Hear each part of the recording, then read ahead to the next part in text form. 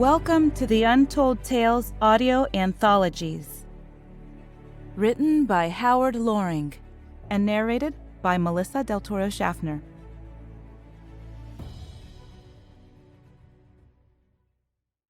Punching the Clock, or How to Change Totality. The bell was near to sounding, and the library's lobby was crowded with students. All were rushing, intent on reaching their next class on time. Most wouldn't make it. She saw him first. Not a difficult thing, for he was easily a head taller than anyone else there. Then, while both of them were slowly edging through the throng, their eyes met. The red-headed woman understood at once that something was wrong. "What is it?" she asked, when they finally connected. Looking stern, he led her to a nearby bench where they sat. It was evident that he didn't know where to begin. She reached over and took his hands in hers. "What is it?" she said again, but softer this time. "We may have to postpone the wedding," he answered, as if it pained him to admit the possibility. This statement shocked her. Not the postponement itself, but rather why such an occurrence would grieve him so. The ceremony was perfunctory, and the date had been randomly picked, so neither much mattered to the bigger picture. After all, the details were unimportant. These two young and enthusiastic academics were deeply in love, and both knew they would be in each other's lives, whatever the circumstance. No, something else was on his mind. "Hank," she demanded of him, this time with a stern face, "tell me why you're so upset." Seeing her stark demeanor, at last, the agitated man focused and gave her a straight answer. "I'm sorry," he said. "I shouldn't be so dramatic, but the planning committee has summoned me, and they want to see me badly. I've a meeting scheduled in an hour." "The planning committee?" she slowly repeated, not understanding. And then she added, "Why would they do such a thing? Does it concern your thesis?"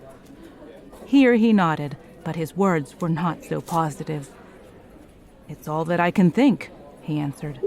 "My advisor must have passed it up without telling me, and since they want a conference, they have to be paying attention. There's no other explanation. I'd have never heard from them if they had no interest." "But that's a good thing, isn't it?" she asked, still at a loss over his strange, agonized behavior. "Well, if they go for it," he explained, "they'd want to start simulations right away. And if so, I may not have any spare time in the romance department. The overall mission has multiple facets, and they'd all require extensive run-throughs. Lots of bugs would crop up, and naturally, each would have to be worked out." "Yes, I know," she gently reminded him.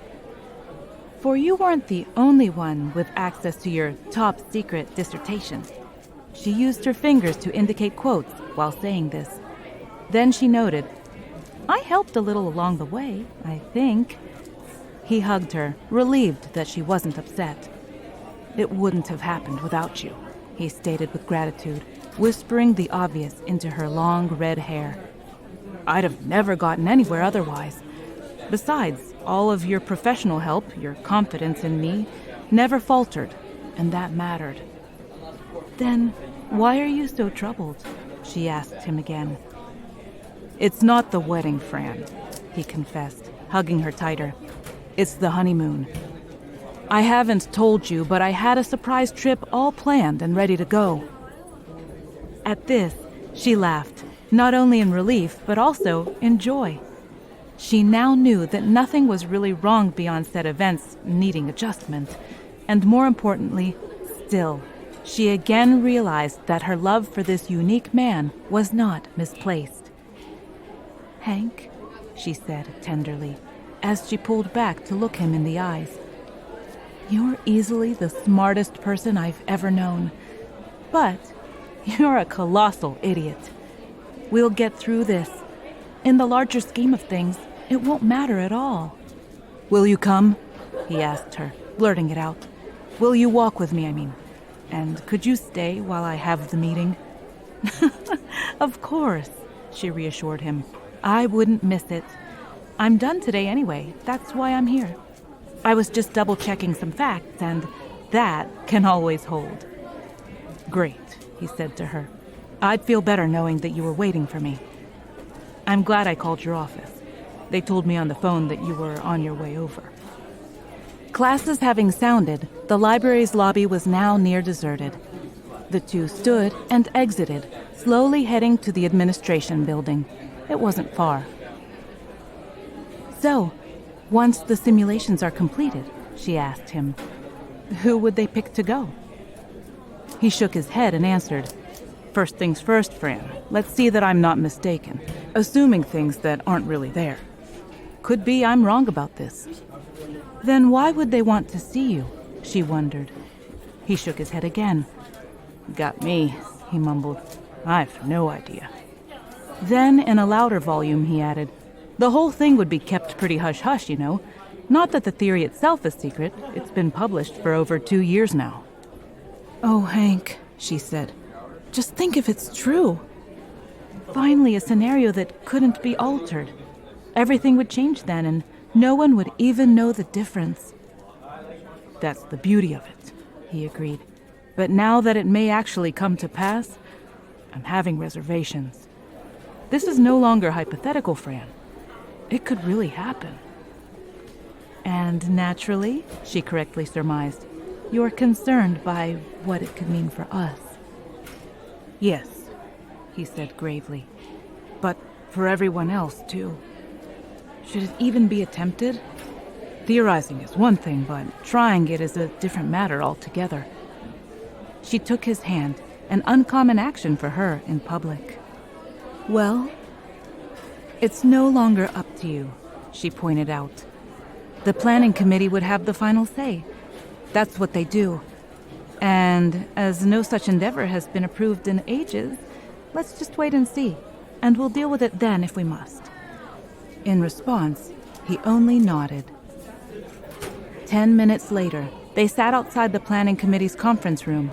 There was still a half an hour until the scheduled meeting.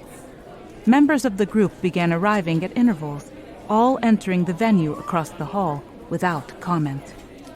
Fran thought Hank would soon explode.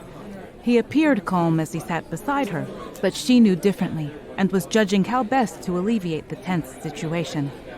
No way his composed demeanor would last another 30 minutes. Not a chance.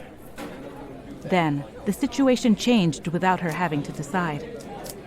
Francis, what on earth are you doing here? Suddenly asked an elderly gentleman who, after strolling down the hallway, had appeared unnoticed before them. Why, Professor Sykes, said the surprised woman. She jumped up. Hank also stood. The men, who didn't know each other, politely nodded. Fran was the common denominator of the trio. She quickly explained the connection between them. Professor Sykes is my department head, she informed Hank as the two men shook hands. Professor, this is my fiancé. I've mentioned him many times, I believe. Sykes raised his eyebrows at this declaration. This is Hank? He asked, pumping his arm more vigorously than before. It's nice to meet you, young man, but I'm still at a loss, I'm afraid. Why are you two here? He has an appointment, Fran answered her boss. The professor stopped shaking the taller man's hand, although he still held a firm grip on it. You are Dr. Henry? He asked him, amazed. And then to Fran he added, Your fiancé, the infamous Hank, is in reality Lawrence Henry? He then had a great belly laugh. To this, the pair smiled, but not making the connection, they failed to see the humor, for they didn't get the inside joke. He's the one you were helping? Sykes continued, although he already knew the answer. He laughed again. Wonderful, he cried. Now I know he's got his facts in order. But, Professor, inquired Fran, still puzzled by the older man's appearance, what are you doing here? Why, I'm the committee's chairman, he related. you're not aware of this, of course. The membership is strictly need to know, and our deliberations are sealed. You, stated the now stunned Hank. Professor, excuse me, but I don't understand. How could you possibly be, given that you're not a trained scientist? The chairman laughed for a third time. It's not surprising, really, he pointed out. Physics may provide us the means to time travel, its explanation and implementation and so forth, but that's just the beginning of the story. In the final analysis, what happens as a consequence will always fall within the history's purview. I see, replied Hank, who suddenly did. Now, it seemed apparent, for every effort intended to correct the altered time flow instead had always changed things. Naturally, someone had to keep a record of what occurred in between the attempts. The committee represents all points of view, added the professor. Nothing is overlooked, no one excluded. It is the bigger picture that we're after, the sum total. May I ask, said Hank, if the committee accepts my theory? Sykes didn't answer. Instead, he looked to Fran. She worked for him, and the man respected her professional abilities, which were myriad and always consummate. Are you sure of the intended reference points? He asked her. There's no doubt. You're confident the connections postulated are proper for each timeline involved. She didn't hesitate. Of course, she said. That satisfied him. Yes, this could all work out very well, Professor Sykes now saw. He was, in fact, much relieved by this new, unexpected turn of events.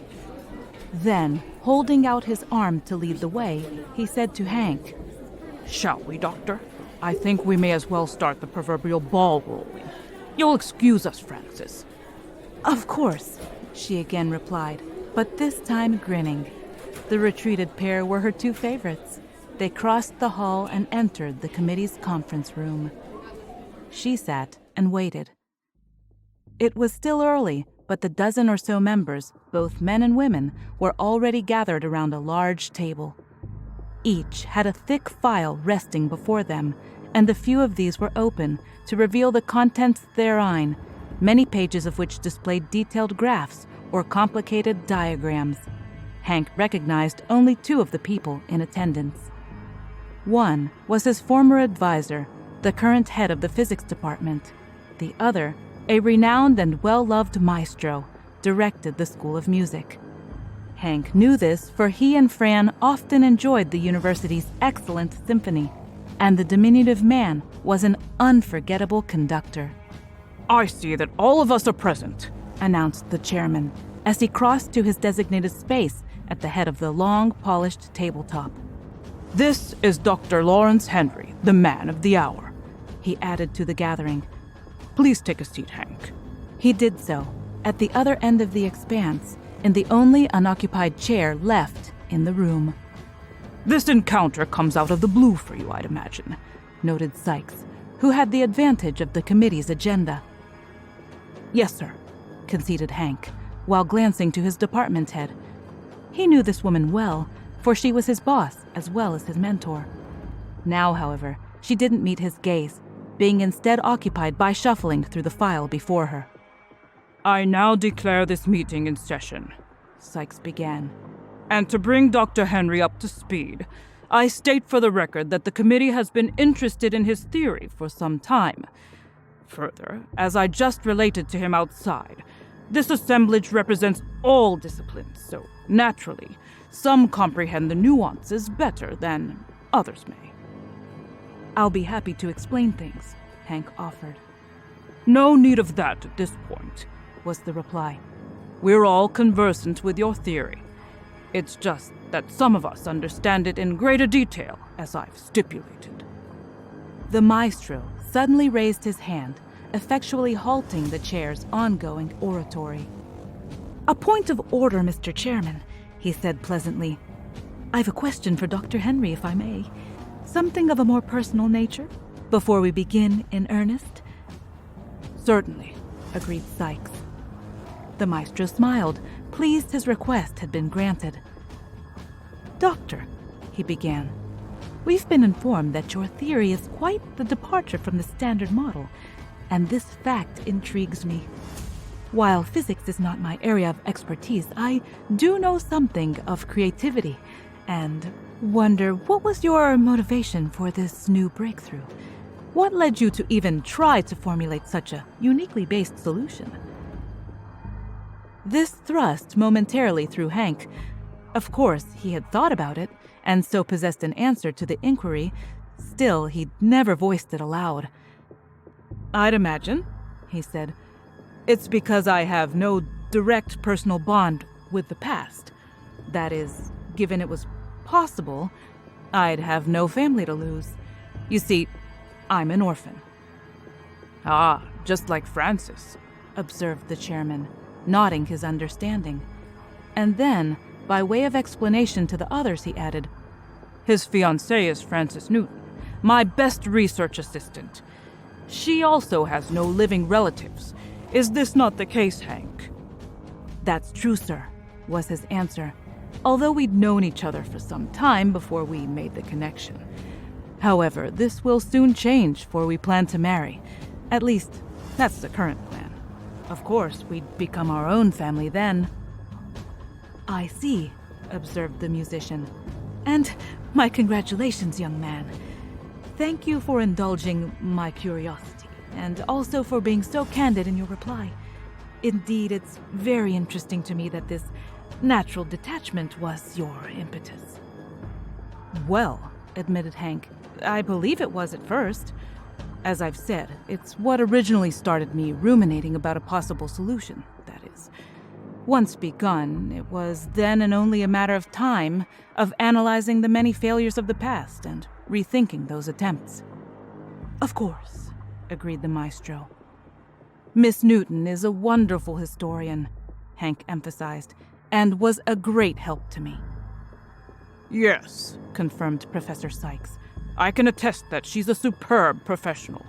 And properly, we should begin this meeting by first stating the existent context for the record. After all, if the committee so votes, a fourth historical age may be instigated." "I'm sorry, sir," Hank interrupted, "but I don't follow." The chairman stood. He held a page from his opened file, but he didn't refer to it.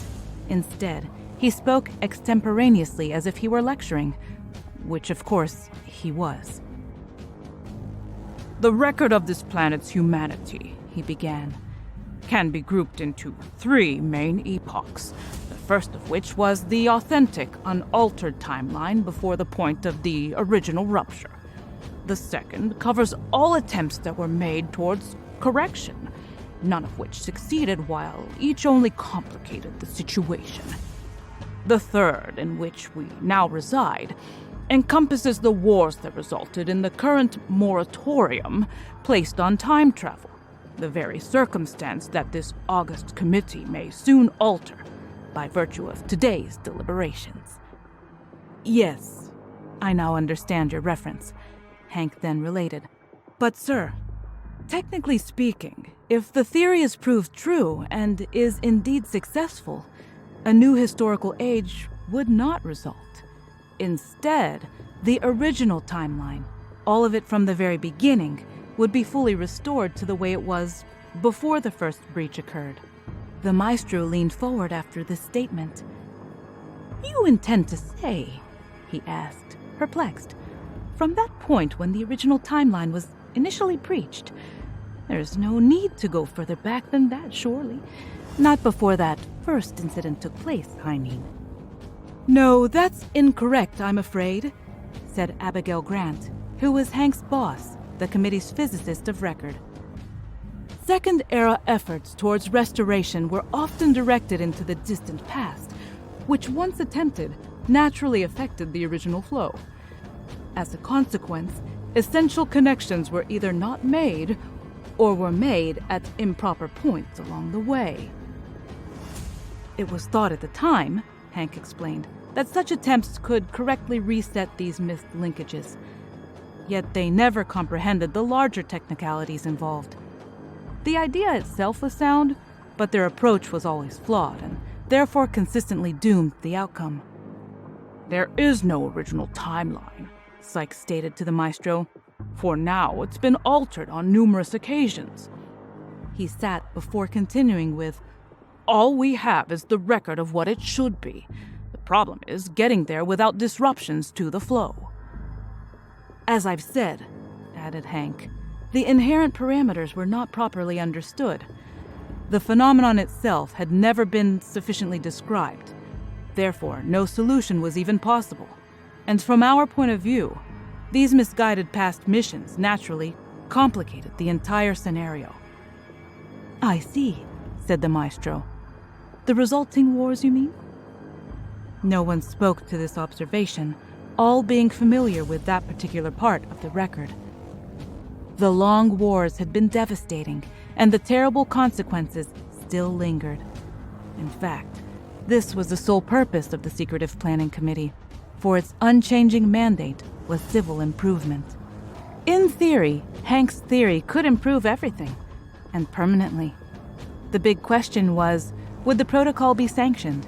The maestro needed clarification. You'll forgive me, Abby, the musician therefore said to the physicist. I thought I was on top of this. How can you possibly send someone back to the very beginning? As I understand it, doing so is precisely what caused most of the ongoing problems that we're dealing with today. That's the conundrum, agreed Grant.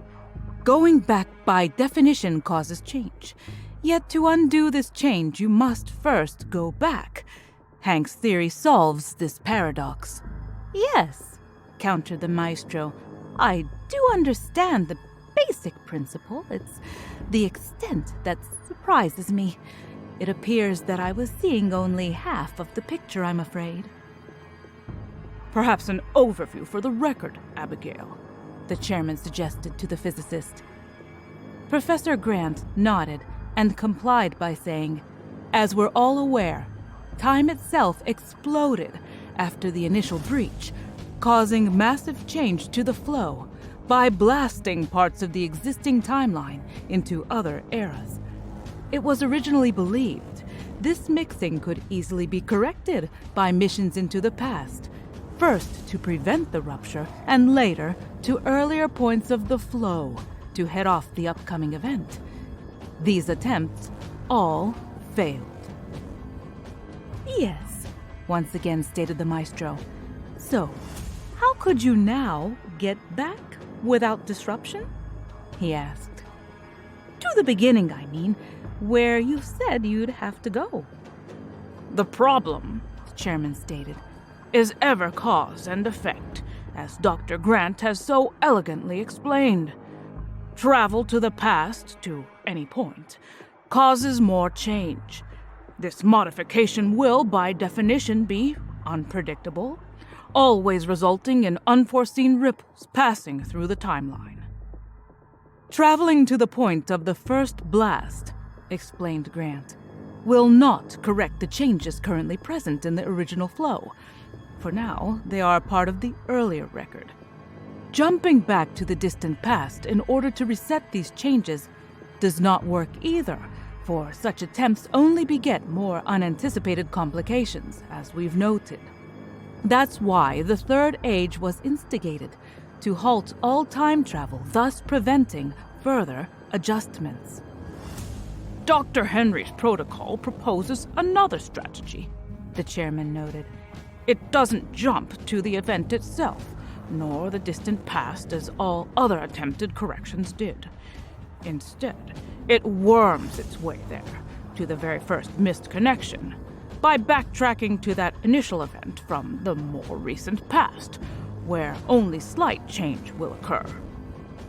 Again, I do understand that component, added the musician.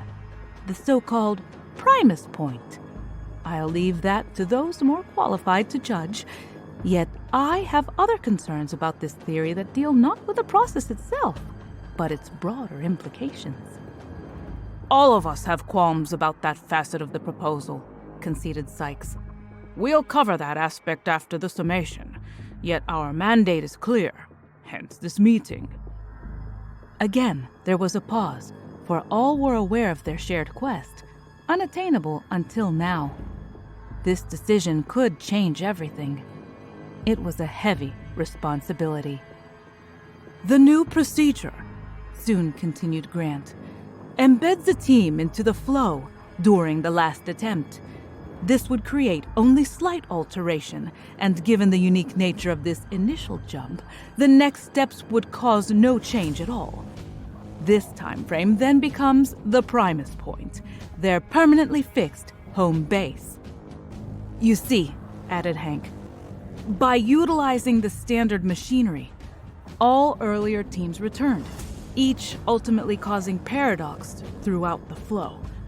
However, these embedded operatives would never return. Neither would they take a machine, for we'd just send them there with our system," Grant said. "By co-opting the hardware assigned to the previous mission, equipment now in that time frame, the team could then travel to each earlier unsuccessful attempt one by one, resetting the needed connections to the flow as they went." "And there'd be no further disruption," surmised Maestro, "for they'd be utilizing the machinery from this past mission?" "Yes," Hank explained. "The time portal is there, up and running, being used by the team from the Second Age. Employing this existing hardware, covertly of course, would therefore create no new changes to the upcoming flow. The needed corrections could then be made without fear of further repercussions." "Remember that in order to succeed," lectured Grant, "any team has to go back beyond the initial disruption. They must. If not, even if the first breach and the resulting wars are finally avoided, the original timeline would remain altered, thus inevitably skewing the future. Nothing would really change, for what then comes would still be tainted." "Conversely," Sykes said, "the new team would surreptitiously punch their way through the stream, as we've noted. This will cause no new changes to the flow.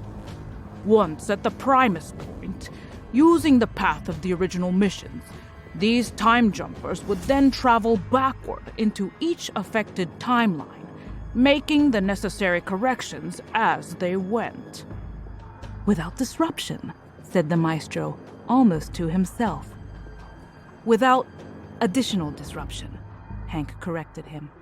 "You see, from our point of view, it's affected already, yet now no new changes would occur as no new mission is being launched. The missing connections could then be reset, step by step, by using the paths already created by the earlier attempts." "Thus leaving no trace," mused the musician, louder this time. "And no paradox," agreed the physicist. "I see," announced the old man. "Which brings me to another point, I'm afraid. Why would they have to remain in this new time frame, never to return?" "Normally, as I've noted," answered Hank, "teams use the standard machinery. When doing so, they are, by definition, under containment, which means they are shielded from the surrounding flow, and this has standing consequences. The operatives don't age in the embedded time frame. Yet, when they do return," added Grant, "they once again age normally, and that fact has always caused inherent paradox within the stream. This must be avoided. Hank's protocol just sends them there, and without the containment generated by the hardware, this standing complication will no longer occur." "So, they would age as usual?" inquired the musician. "Because now they're permanently placed in this past timeline?" Hank nodded and replied, "While at the Primus point, yes. But while using the machine to trace the earlier paths, they wouldn't age. They'd have containment then." Now the Maestro nodded, for, making his own connection at last, he understood this complicated mission component. Again, he leaned back in his seat. Professor Grant continued. "Lastly," she summed up, The effort must consist of at least 2 people, for the operations to the more recent past would have numerous problems to deal with. Once they work further back into the stream, things become less complicated, and only one time jumper would do for these more primitive attempts. The second team member would then remain at the Primus point, keeping an eye on things and assisting only if the need arises. After this, everyone else at the table nodded. Very well, announced the chairman. Let's move on. Restoring the original timeline will have ramifications. Again, for the record, if you would, Abigail. If the first age is successfully reinstated, Grant reported, then by extension, everything will change. The natural flow without the terrible wars will be re-established. No one can predict what will then unfold, for the future is always unknown. We may not be here, you mean? Asked the maestro. Well, answered Hank, all of us would be present in the reconstructed timeline once it reaches the point where we would naturally appear. But you are correct in the broader sense.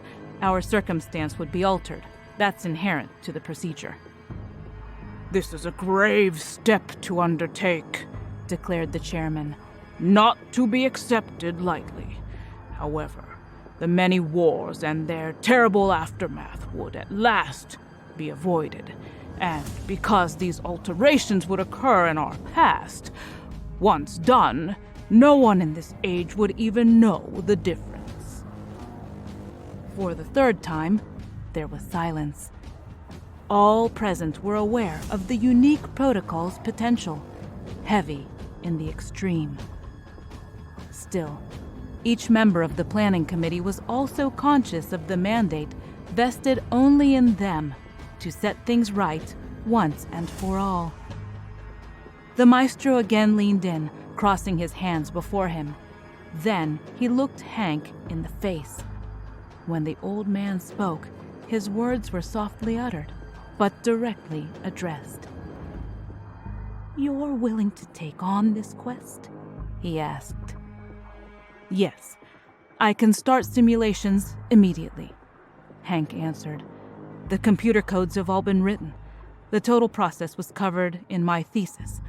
You understand." Yet the poor maestro didn't understand. He wasn't the only one. Neither did Hank. "The simulations are completed," Professor Grant informed him. "I've been running them for almost 2 years now. I think it's doable. That's why you're here." This news stunned Hank. He was blindsided, taken totally unawares. But then, very quickly, the true meaning of the maestro's question sunk in. "You want me to go?" he almost sputtered. "This was only theory for me, just a puzzle to be solved. I'm certainly not trained for such an important undertaking." "Who is?" countered Grant. "No such endeavor has been attempted in a long time, not since the Second Age ended. You know the equipment. That's the important thing." After this declaration, the chairman slowly leaned forward, his fingertips just touching the polished tabletop. "Of course," he calmly added, his eyes now glued to Hank's. "You need a second team member, as we've just discussed." The young Dr. Henry easily made this connection. A great gift, no doubting that. Out of all humanity, after the protocol was instigated, he and Fran would still be together, no matter what changes occurred in the timeline. "There's also chaos theory to consider," dryly observed his mentor, as if Hank needed further inducement. "The fewer who know of this, the better. Recruiting and training someone else only exposes the mission to more variation. You know this." "Yes," agreed Hank, who did. "Shall we say within the week?" the chairman then asked him. "We wouldn't need to know exactly. You certainly hold full access to the time lab, after all." "We'd be quite unaware in any case," added Grant. If your mission is successful, that is. I understand the implications, replied Hank. And yes, I'm willing. I also have the team's other member already in mind. Within the week should work well for us. How exactly would your team proceed? Then asked the maestro, who quickly added while looking to the chairman. For the record's benefit, you understand. As I've said, answered Hank, the mission's code is written. The time portal will be generated here and automatically closed just after we've stepped through. Lastly, the computer shuts down, pre-programmed to first delete any record of the jump. I see, observed the now satisfied musician. Thank you. Any questions? The chair inquired, but there were none. Very well, he next stated. All that's left is the vote. Given this unique circumstance, I think Dr. Henry should remain for the committee's final decision. In the hallway, Fran was still sitting and waiting. Without warning, the door across the corridor abruptly opened, and Hank came through. As always, with a glance, Fran correctly read him, and so she instantly knew the news was positive. Given his great height, only a few steps were needed to close the distance between them. She jumped up, and he bent over, and the two firmly embraced. He was so tall that, even on tiptoes, she barely came up to his chest. They went for it? She asked him, as they slowly swayed back and forth in each other's arms. In a big way, he answered her, and the marriage is on. We don't have to postpone it. In fact, we need to do it pretty quickly. At this wonderful news, she hugged him even tighter, and in response, he straightened, thereby lifting her off the ground. There is a change, though, he whispered into her thick red hair. I'll tell you everything, don't worry. What's important now is that nothing will be altered for us. What is it? She asked, unwilling to wait for an explanation. In response, he gently put her down. Then, standing to his full height, Hank suddenly looked glum. Next, he laughed, unable to hold this affected demeanor. Turns out, he said, my big top-secret plans for after the ceremony will have to be changed. That's unavoidable, I'm afraid. Still, I think you'll like the result. To this, she quickly cocked her head and, raising an eyebrow, without words, asked him for a more inclusive answer. Well, he therefore slyly complied. It seems that now we're gonna have one hell of a honeymoon. Thank you for listening.